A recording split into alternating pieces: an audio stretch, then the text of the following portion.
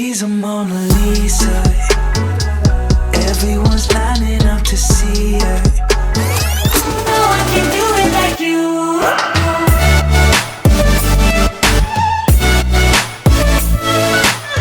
Ahojte a vítam vás pri mojom novom videu. V dnešnom videu vám ukážem, ako som si zorganizovala šatník pomocou rôznych typov a organizačných metód, ako napríklad od Marie Kondo. Pokiaľ túto metódu nepoznáte, tak je to najjednoduchšia metóda, aká existuje na upratovanie šatníka. Myslím si, že upratovanie šatníka je jednou z takých naozaj efektívnych činností, ktoré môžeme spraviť počas toho, ako sme doma.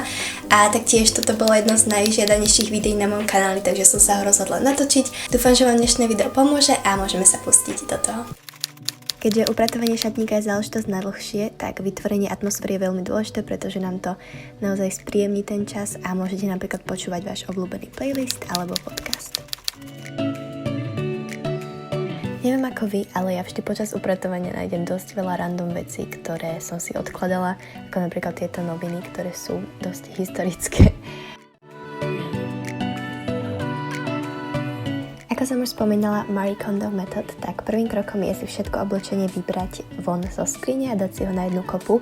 A to hlavne z toho dôvodu, že človek si v podstate neuvedomuje, koľko toho má, až dokiaľ to nevidí na jednom mieste a vidí vlastne tú kopu a uvedomí si, že čo všetko nosí, čo nenosí a tak ďalej.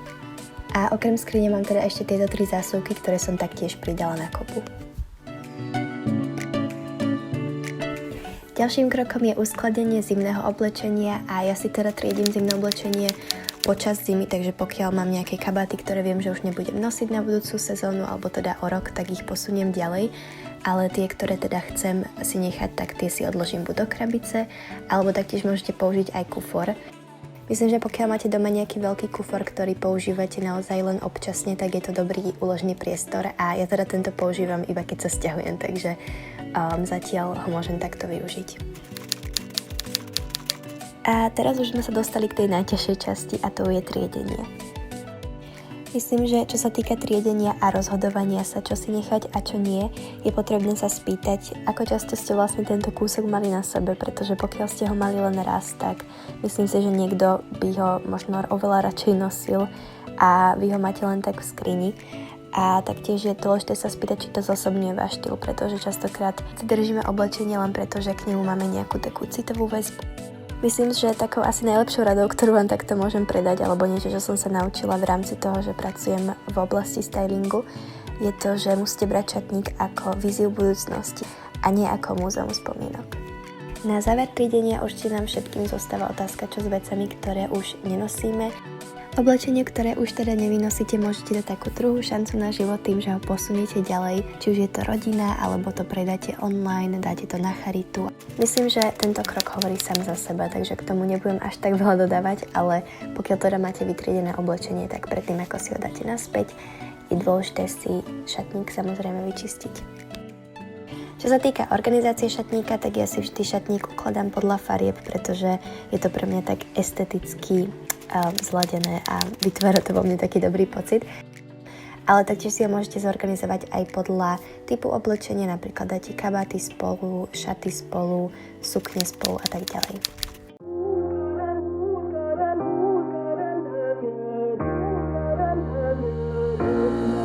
So tell me who's gonna love you like I do.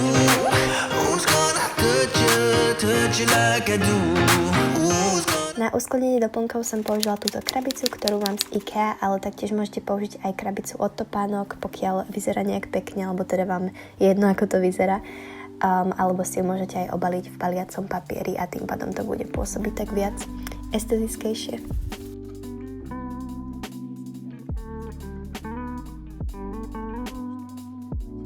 A na hornú poličku som si dala oblečenie, ktoré momentálne nosím najviac a taktiež aj klobúk.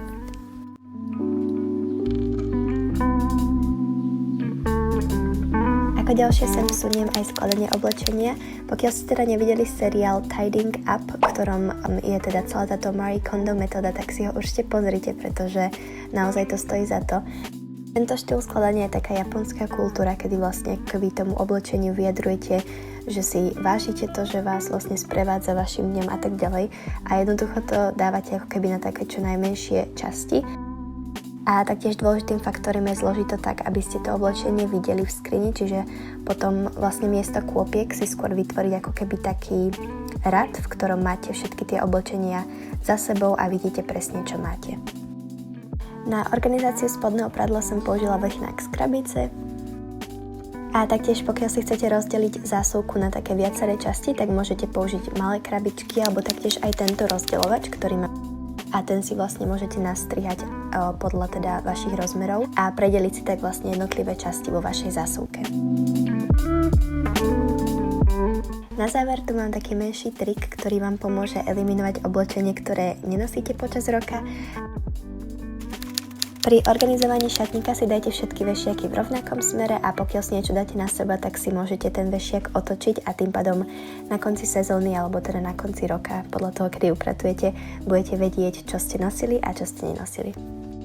Toto by už teda bolo všetko pre dnešné video. Ak sa vám páčilo, určite nezabudnite hodiť like. Ak je toto prvé video, ktoré sledujete na mojom kanáli a chceli by ste viac inšpirácie, či už v oblasti módy, životného štýlu alebo organizácie, tak určite nezabudnite hodiť odber. Ak máte tipy, ktoré vám pomáhajú pri upratovaní, tak ich určite nezabudnite zdieľať dole do komentárov. Ďakujem za pozretie a vidíme sa pri ďalšom videu. Ahojte!